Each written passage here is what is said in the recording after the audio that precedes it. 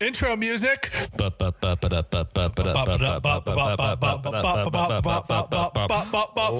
narration. Overview narration.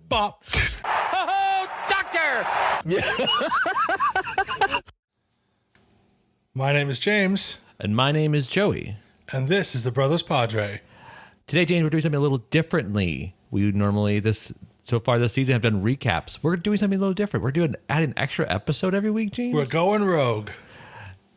We're going to have a little bit more broader conversation about where we are with the Padres, not granular per game discussion. Talk about some stuff around the baseball league that we follow. And yeah, it's going to be a broader discussion around just stuff that we normally put at the end of our recap episodes. We're just basically making, its own episode. Try and make our recap episodes not so long, but also getting double the content for the viewing pleasure. We've heard the feedback. Yes, our recap episodes are too long, so we're making this its own episode as well. So, James, how you feeling? How you doing? Personally,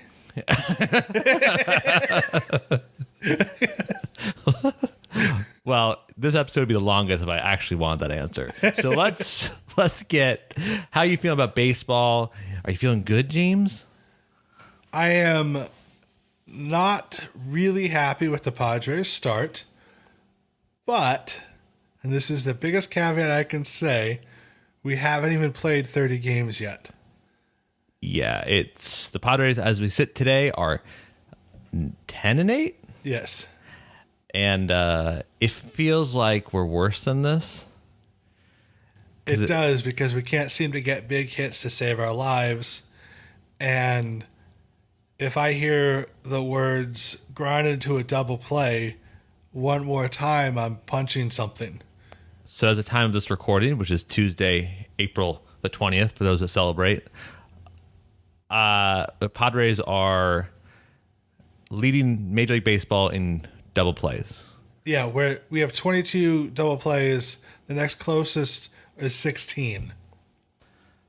That, ladies and gentlemen, will not play. One encouraging thing I will say about the Padres, more or less stellar, not stellar beginning, is the Yankees are really bad right now. Oh yeah, they're 5-10. Yeah, and nobody. So again, we haven't played 30 games this year. Some teams start off slow.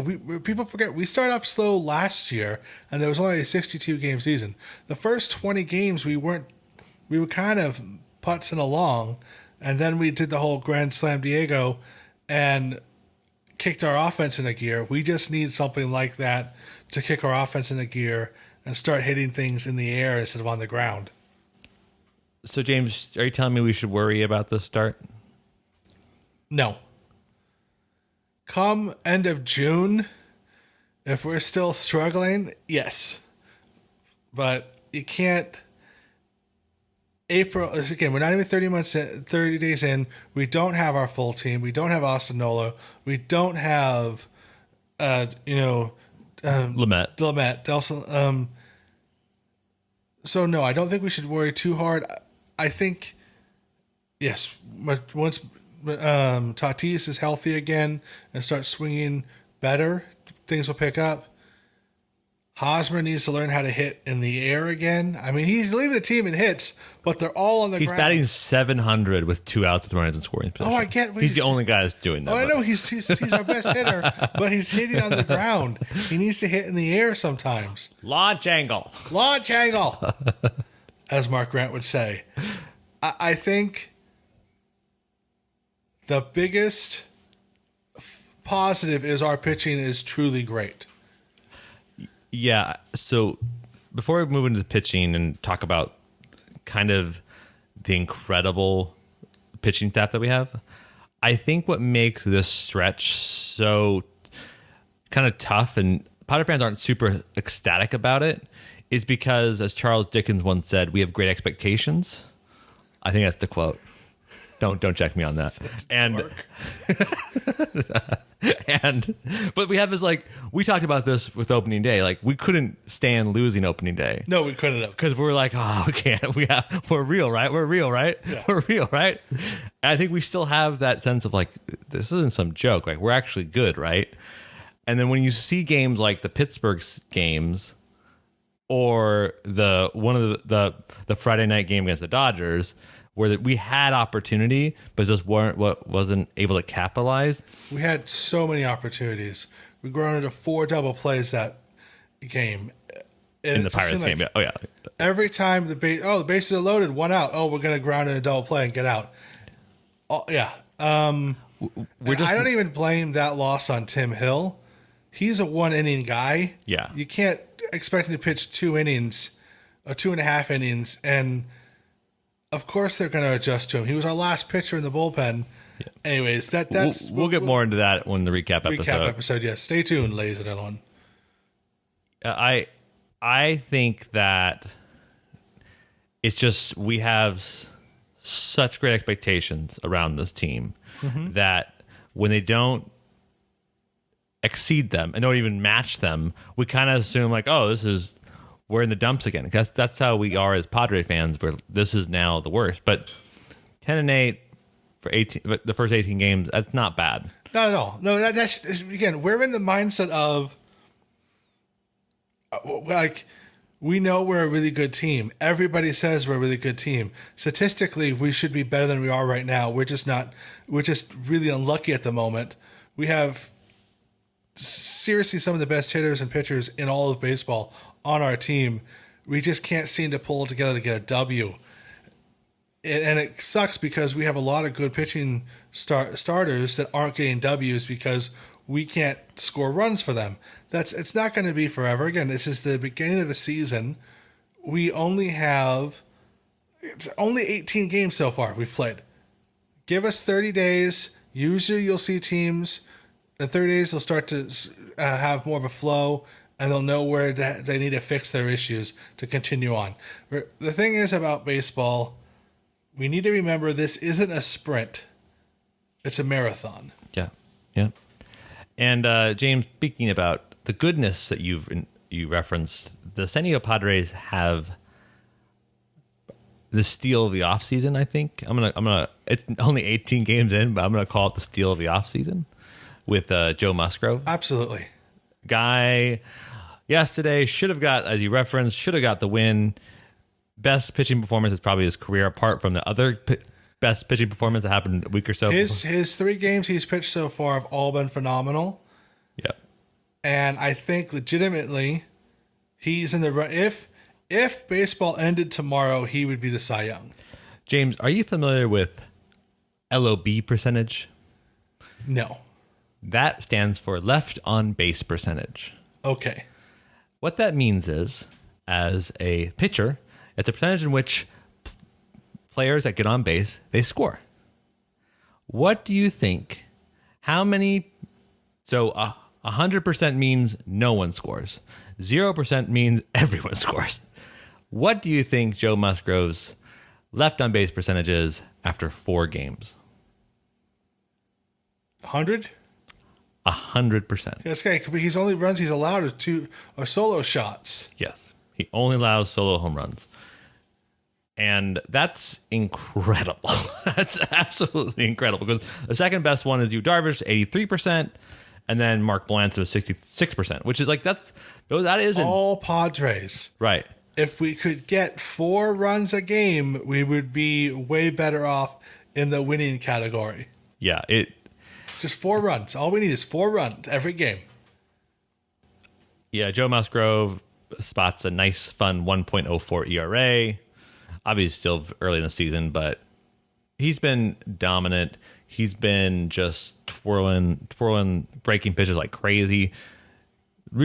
Changes pitch mix to be primarily breaking pitch focus, and he just cutter, curveball, changeup, incredible. And results. He can still wheel back and throw a 96-mile-an-hour fastball when needed. It's been awesome to watch him. I think it's something that it's hard when you have team expectations you kind of have a hard time appreciating individual accomplishments. And I think something that we should be very appreciative of is watching the local boy just dominate. And that's been awesome to see. And even Darvish, when he faced the Dodgers against Kershaw, an incredible start too. That whole weekend, all incredible starts. Oh, yeah. Yeah. Yeah, but we'll get that into it more in the next episode. The other thing that I think we need to look at, legitimately, I think Manny Machado is the best player in baseball right now. He is truly the best hitter we have on our team, best team leader. The man manufactured runs. Oh yeah. All by himself. And I don't think enough people give him credit for just how great of a ball player he actually is. And you can't blame any of the losses on him. Not even a little bit. Not even a little bit. I think what's cool about what Manny's doing is he also leads the league in hard-hitted balls. So when he hits the ball, more often than not, it's 95 mile an hour plus. He leads the entire major leagues of baseball in that category. So he is seeing the ball well, putting the barrel on the ball. And I think that's just incredible. It's going to be incredible results long term, because if you do that over and over again consistently, you're gonna find gaps. You're gonna find fans in the stands. Yeah, I just think I think Manny Machado has shown, like, the Dodgers series showed a guy that is locked in, wants to win, put himself on the line, stole 3 bases one game. Just really, really awesome to see. And yeah, I am now, like, I think I liked Manny before, but I really, really like Manny now. I really, really like Manny Machado. He stepped up the leadership role perfectly. I mean, and a joy on defense, just an absolute joy on defense. So yeah, that's there's a lot to be positive about, because I think you look at standings and you're kind of like, oh man, we're third. So James, what do you think the playoff percentage by Vegas is for the Giants are right now? I couldn't even. The Giants are predicted to have 11% chance to make the playoff. What do you think the Padres' chances are? This isn't 92%? 95.3. Okay. Yeah. So. It went up, actually. Oh, This right. season went up. So, like, we have the capabilities to be the best of the best. It's just this, the Dodgers, I remember them in September in 2017 losing 11 of like 14 games. And that's not good, but they're a good team. So they just turned it around and figured it out. And so it's not unusual in baseball to either start slow, have a slump in the middle. It's just, you have process rules the day, James. Process and technique over time rules the day. Which brings us back to someone else I want to talk about, Jane, before we move on to other broader baseball subjects. And that's the Tommy Pham discourse. Yeah. Tommy Pham is the king of process. He has the same routine every day. The swing path never changes. Like, as weird as that swing path is, it never really changes. And what's tough is that Tommy Pham has the capability of being, by his own words, an above average baseball player. Absolutely. And he's been an above average baseball player most of his career. He is having a horrible 2021. And it's very noticeable. James, I've talked about this before, the stat wins above replacement. Currently, Tommy Pham has a negative wins above replacement, inferring that, in fact, he decontributes to us winning. Yeah, he loses us games. He doesn't win us games. He has a average of 135, on base percentage of 292, and a slugging of 154. That does not play. It does not. He was predicted to have a 254 average, a 350 on base, and a 410 slugging. So he is very much hitting below his projection, and also he's hitting below kind of what's called expected batting average. The stat that's, I don't know, I don't really put that much stock into it, because expected batting average infers traditionally when balls drop here, they're hits. But defensive positioning change all the time. But that being said, people say he should be making better hits. Saturday night, we'll talk about it in the recap. very now famously got almost tied the game in the ninth, but didn't get because his expected batting average, like that play had a 10% catch probability, but of course it got caught. So he's getting pretty unlucky, but he's also like, he's just not really elevating the ball, which is kind of a thing that we talked about earlier with ground dull play. When should we start worrying about Tommy Pham, James? Once again, once we hit the 30-day mark. Yeah. If we hit the 30-day mark and we're still slumping, it's time to look at alternative options. Tommy Pham is a good player, but if he can't pull together, we might call up a Brian O'Grady. We might do some other things. We might move a few players. You can't have, because we're National League, you can't have 2 guaranteed outs in your lineup. Yeah. At least the pitchers aren't grounded into a double play every other game. Tommy Pham seems to be doing that. Yeah. I want Tommy Pham to turn it around. I know he's a good player. But you have to get results, and if he doesn't get results, it's problematic because he has the capability of being a high on base percentage, higher average, higher slugging guy, but just, man, people on the advanced side of analytics would say that like Tommy Pham is going to turn it around because he has his mechanics are good, everything he's doing process wise is right. It's just getting super unlucky. I always wondered about the mental side of sports is like, your mechanics may be right, but if you get unlucky for 30 games, you think you're going to like... Just snap out of it? Out of it.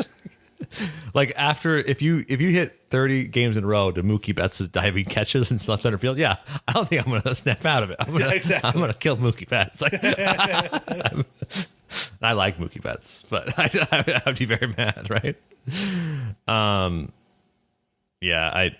It's weird seeing someone that in years prior was so good at getting contact, drawing walks, just digging the ball into the dirt or striking out.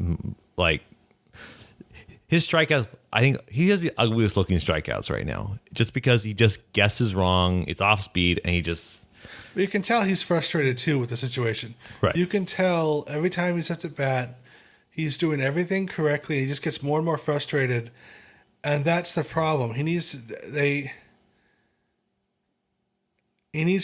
luck needs to change because he's going to get progressively worse if it starts affecting his mental game. Yeah. But James, I still think we're in for a fun season. I think that we'll get I think Tommy Pham comes back from this. I just don't. He has to. Otherwise, I think so. Otherwise, we're shipping off someone else or bringing someone else up.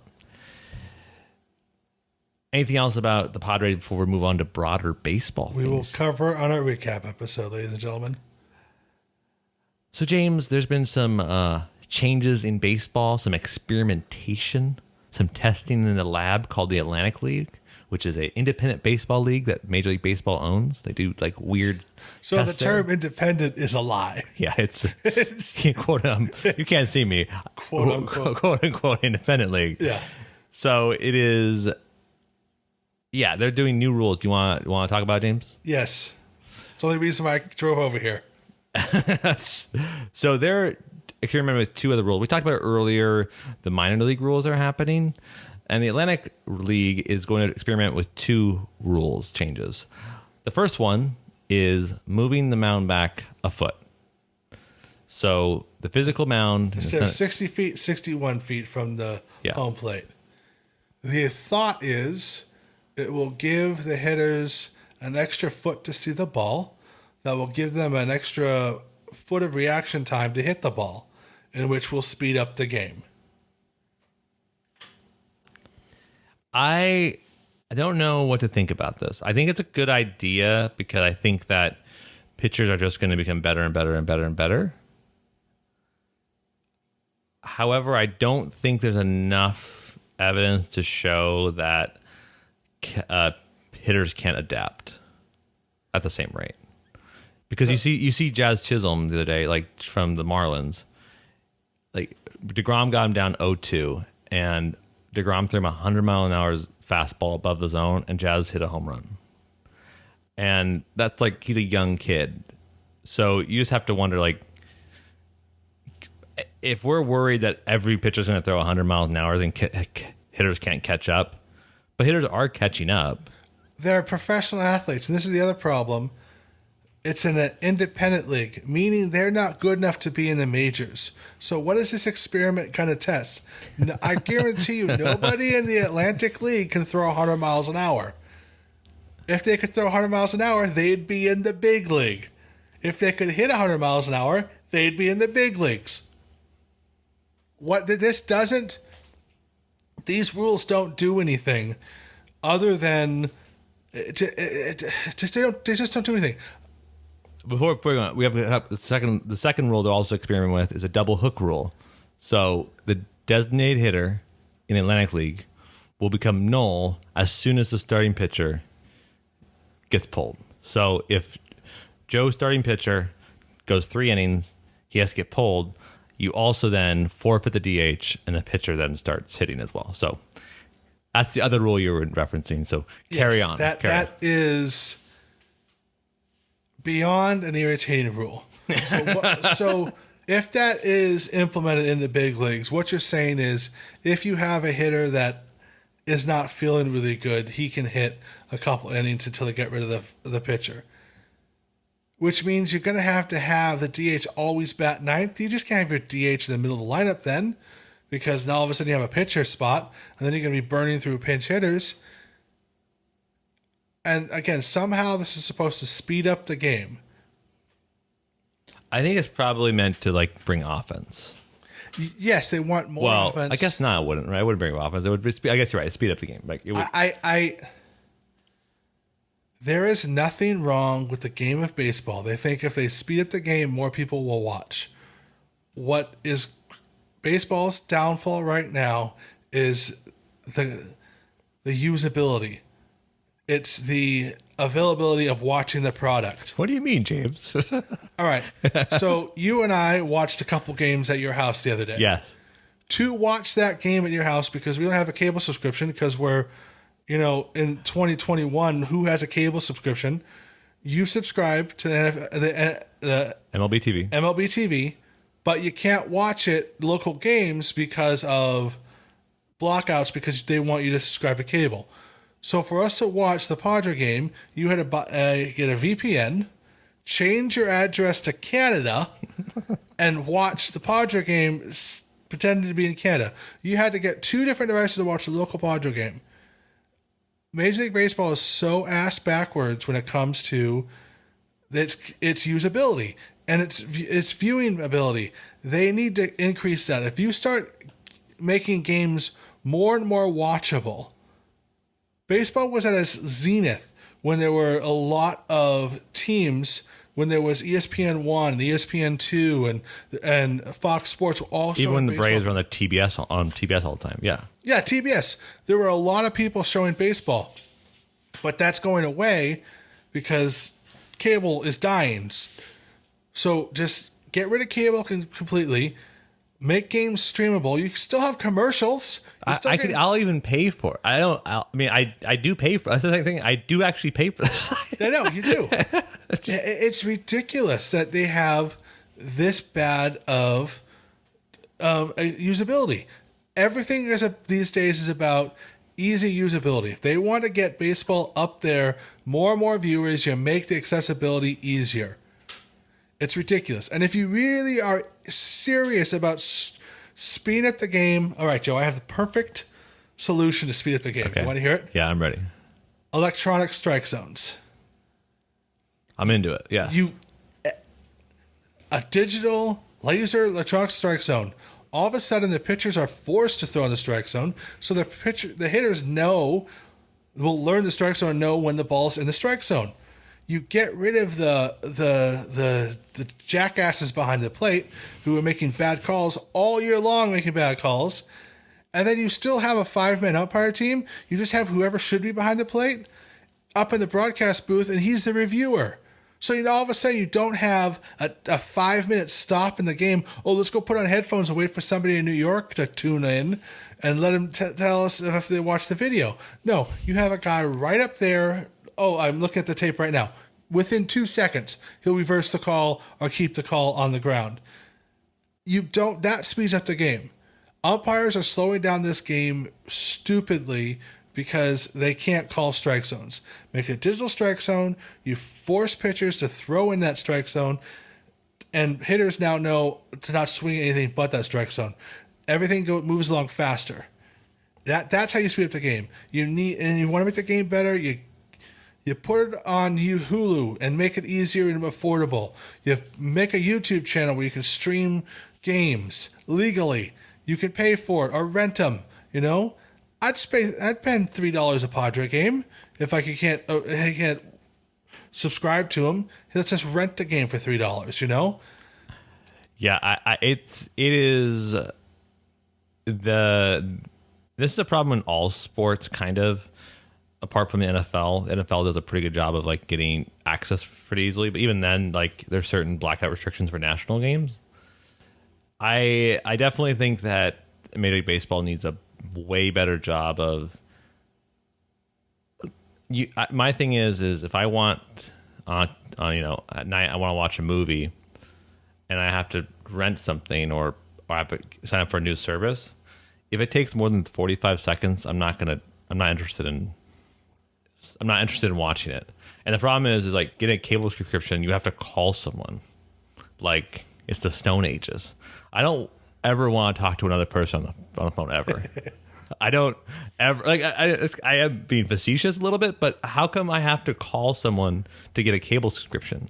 And so the problem with that is that's a sentiment a lot of people share, and so no one's going to spend $60 a month for 100 channels just for one channel. And the other problem is it's just ridiculous. They don't allow it on. Because there are so many other options for TV. There's YouTube TV, Sling TV. None of those can watch all the baseball games on. Why? That's ridiculous. It's absolutely ridiculous. And a prime example for the NFL, it's been rumored now for a couple years that the Amazon is going to have the rights to stream all of football games the next year or so. They're working this out.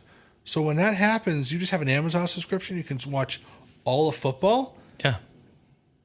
Baseball needs to get on this. There's plenty of streaming services out there that they can make this happen. There's YouTube. YouTube would be perfect. YouTube is already everyone's home. Everyone already has a YouTube account. Make YouTube baseball games streamable. It blows my mind that they keep wanting to make the game faster when the problem isn't baseball. Baseball is a romantic sport. People watch it. People get involved in the storylines more than any other sport in America. People are involved in the storylines. The product is perfect. You just need to make the accessibility better. Yeah. How awesome was it in the late 90s, early 2000s when there were 3 ESPN channels that had baseball games on it, and there was Channel 4 Padres, and there was TBS and TNT that all was playing baseball games. And there was WGN, WGN, Cubs. The Chicago station. You could watch Cubs games anywhere in the world because everyone had this channel. Now that cable is dying, they need to make that same accessibility on the internet. That's so doable. It's ridiculous. Yeah. It really drives me up the wall when you can't find a Padre game to watch unless you want to break the law. And it's just stupid. Listen, for the sake of anyone listening, what James said about my viewing habits aren't true. He completely made that up. Oh, yes. I have a cable subscription that I pay $120 a month, and I do watch it very legally. Very, very legally. The other thing that blows my mind is it's also, unless you have an AM radio, you just can't stream a Padre game easily on the radio anymore. You just go to the Padres radio network online, hit the button, and you can listen to the game. That's not there anymore. You now have to have an FM radio to listen to the Padre game. I think it's fairly easy. I'll show you how to do it. I think that radio. I think it's way easier than. Oh, it is, but there's still hoops you have to go through to watch, to listen to it. It's just unbelievably ridiculous. It's the accessibility, and that's when baseball had a lot of viewerships, was because it was just everywhere. But you know why MLB is probably not going to care? Because I was thinking about this when you add this to the notes, and I was like, I bet you this, and I had a suspicion that this year was going to be very good for Major League Baseball because people are coming back to the stands, good fun storylines. The West Coast has the best two teams rivalry right now, the Padres Dodgers. Now, this is from MLB did a press release the other day. With close games, exciting star performances, and 2 no-hitters to begin the season, MLB TV registered the most watched 18-day period in the 20 season history, including the 7 most watched days ever. Fans have already watched 1.34 billion minutes of live games. Darn. So what's crazy is what you said is correct. And the problem is everybody's like, we don't care. Yeah. We don't care about you. But because the problem is in a couple of years, what if the Dodgers and the Padres aren't the same teams they are anymore and the rivalry isn't there? All of a sudden, must-watch TV isn't must-watch TV. I listen to Jim Rome occasionally if I'm driving around, and his opening monologue Monday was all about the Padres and the Dodgers series. Yeah. Because this is the best thing that's ever happened to baseball. That's not going to always be the case. No, baseball is as old as time, and so time moves on, and people are forgotten, and we all die. Wow. Do you need to talk about something? I mean, is something going on? Look, we're trying to keep these podcast episodes short, so we can't talk about it. We can't talk about it. I'm interested. I really, I don't know if you've caught the drift of this. I really want MLB to fix this problem, like you said, because I have a hard time believing that in 10 years the game's in a great place because the talent and the storylines are so good, but you have to rely on ease and accessibility, like you said. And I have a hard time in 10 years it's going to be this exciting. And it could very well be. I'm wrong all the time, right? But I think that they need to figure this out sooner than later. And I think it needs to be figured out in a way that's done by someone that understands how people watch content. Because people are engaging more with stuff like John Boy and Foolish Baseball than some actual baseball games. Fuzzies out there. There's a ton of YouTube channels out there just talking about baseball. And they all have millions of views. Yeah, so people want this content. Yes. People like the baseball, James. Yeah, so I hope they figure it out because it is ridiculous because I should just be able to go to anyone's house and just watch a baseball game easily through my phone or through Roku or whatever, and it just isn't the case. And James, do you have anything else to add about that fun but dour subject? No. I think I've said all I need to say until I get upset again, and I'll say more. Every time Major League Baseball says they want to change a rule because they want to speed up the game to increase viewership, I guarantee 100%, 1,000,000% guarantee nobody, the stupid extra inning, put a guy on second base rule has added any viewership whatsoever. You know, I actually only watch games at the 10th inning. I have a little alert on my phone. Once it gets 10th inning, I just love it. I just love seeing a guy on second base that doesn't count towards earned runs. I love seeing people put down a bunt and then a sac fly. It's just Baseball exciting. is most exciting. Very exciting stuff. I'm in favor of the home run derby rule. I think that's way more entertaining. At least you get 10 pitches. It could be slow coach pitches. It could just be slow. Someone throws 10 underhand pitches. You get 10 swings, and whichever team hits the most home runs, they win the game. You know, that at least at that point, it's entertaining because this second base rule is so. It's like it's such a drag. It's so like, oh, we're watching we're watching, T-ball all of a sudden. It's like watching a formality. Yeah. It's like, oh, okay, who can get this in the right order? And then if we get in the right order, then okay, you got the bunt down. Okay, got the sack fly. Okay, we're gonna win. Because all of a sudden you see all the offenses who've had a game plan the whole game, now changing their game plan to just bunt and sacrifice fly. It's so stupid, and nothing baseball does to speed up the game is actually adding more viewership. What's adding viewership is John Boy, Fuzzy, all of these great YouTube content people that are, even Trevor Bauer with his momentum. And they're adding interest in this game. They're adding the storyline. People love storyline, and baseball has always had great storylines. I've said it before, and I'll say it again. That's why baseball movies are always the best. You can name one good football movie. Rudy? Yeah, Rudy. Maybe Remember the Giants? Another good football movie? Maybe Remember the Titans? Remember the Giants? Remember the Titans? Remember the Titans. The Titans remembered? But that was just about a high school team. I'm a sucker for high school. Anything high school, like athletics, I'm a big sucker for. I don't know why. So important. Yeah, but if you made a list of the top 10 greatest sports movies ever made, 8 of them are going to be baseball movies, because a lot of people disagree with you, but for the sake of argument, I'm gonna agree with you. Okay. Yeah, I think despite of that, baseball's in a very fun place. You have Mr. Ronald Acuna Jr. destroying the baseball. That guy's on a different. That guy should be in a different league. If there was like a super major league, yeah, he should be on it. Him and Freddie Freeman on the same team, actually. The Braves are such a fun team. I was watching a game of them the other day, and I was like, this is a fun team. Their pitching is a little suspect, but their offense is a lot of fun. Yeah. Another other team I've really liked and watched has been the Angels' offense is surprisingly as deadly as it sounds. Yeah. I think everyone's like, oh, it's the Angels. They don't do anything because, they just don't do that much.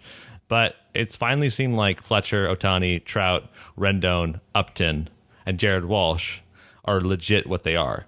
Jared Walsh is a total surprise guy, that also a two-way player, but he's now full defensive positional player and offensive player. And when that team's banging, dude, that's a legit scary team, because those top 6 can put balls in play.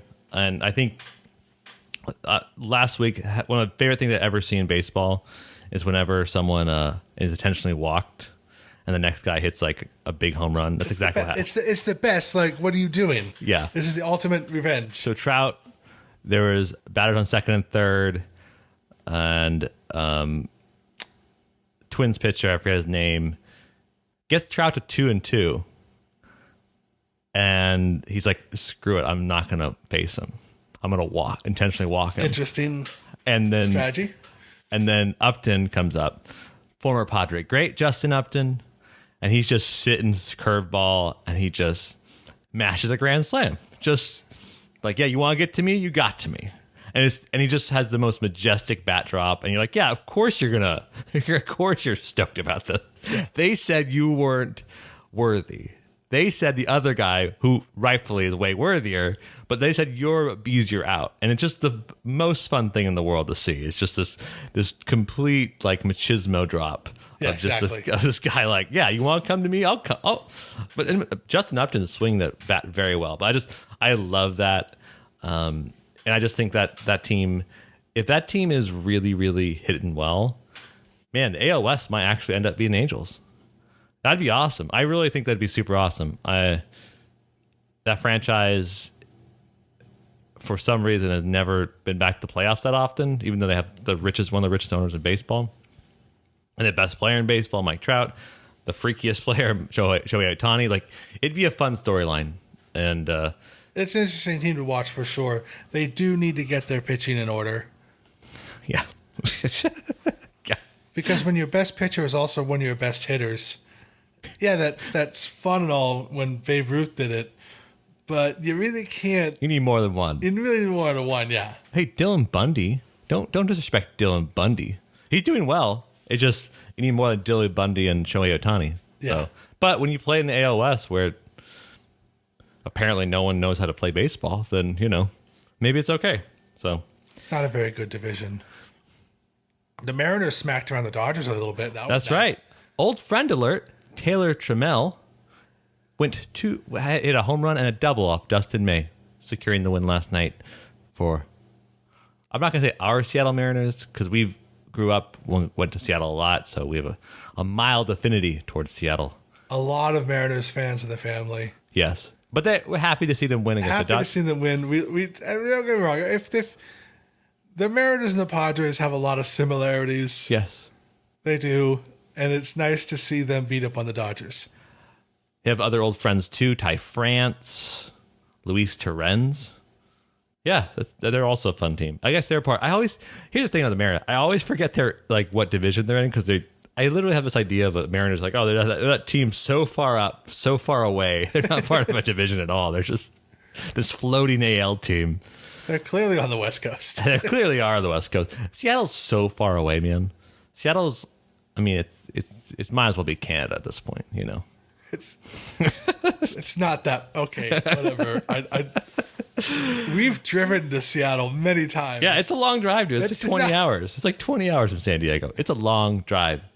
Jamesy, it is at the 40-minute mark. Do you have anything else to add before we take a break and then we'll come back on Thursday for the recap episode? I am good, and until next time. Yeah, remember to like and subscribe on YouTube. We're on Spotify, Apple Podcasts, Overcast, Pocket Cast. We're on everything. We're on Twitter at Brothers Padre. Thank you for all the feedback and love you've been showing us. And until next time. It's been nice. It's been really nice. Yeah, it's been awesome. Most of it's from your brothers-in-laws, but but it's been nice. That's awesome. Thanks so much, everybody. We'll see you next Thursday. Go Padres. There it is! Ho ho, doctor! You can hang a star on that, baby!